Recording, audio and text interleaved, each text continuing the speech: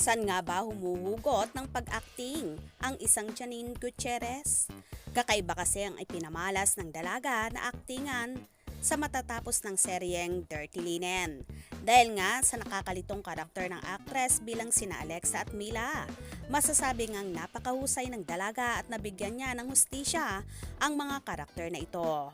Well, kamakailan sa naging interview sa dalaga, nabanggit niya na ang mentor at nagtuturo sa kanya ay ang rumored boyfriend niyang si Paulo Avellino.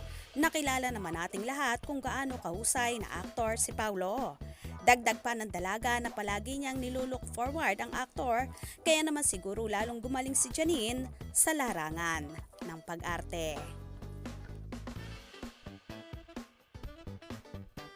Anyway, napapabalita namang hiwalay na nga sina Janine at Paulo na marami naman sa kanilang mga supporters ang hindi naniniwala dito.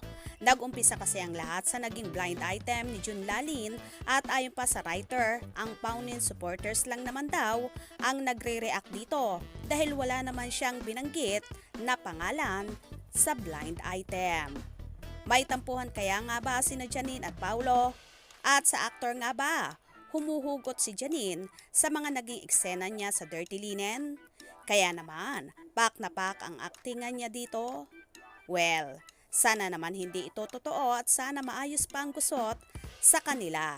Sakaling meron man. Thank you po. May kayo ni Paolo na marami kaabang kayo na magkakaroon ng palibang. Kayo ni Paolo, may communication ba? Nagkakausap ba kayo? How are you? Ay, dirty linen na po. Kamusta na? Sino naman? Ikaw mo sa kanila? Okay naman. Okay naman. Okay, thank you. Ayan. Samantala, ang The Philippine Academy of Students and Academicians in Dramatic Arts o PASADO ay inanunsyo na ang mga nanalo para sa 25th Gawad PASADO 2023. Ang awards night ay gaganapin sa September 23, 7 p.m. sa National Teachers College. Inaasahang dadalo rito ang mga kilalang personalidad mula sa pelikula at telebisyon. Isa nga ang multi-talented actress na si Janine Gutierrez sa pinakapasadong actress 2023 sa pelikulang Bakit Di Mo Sabihin. Grabe, ang galing-galing talaga ni Janine. Kay Paulo nga kaya ba niya inihahandog ang award na ito? Lalo pat, siya naman ang mentor ng actress at nilulook forward ng dalaga. Kaya naman tumutok at wag na wag pahuhuli sa mga maiinit na kaganapan, especially sa Paunin updates.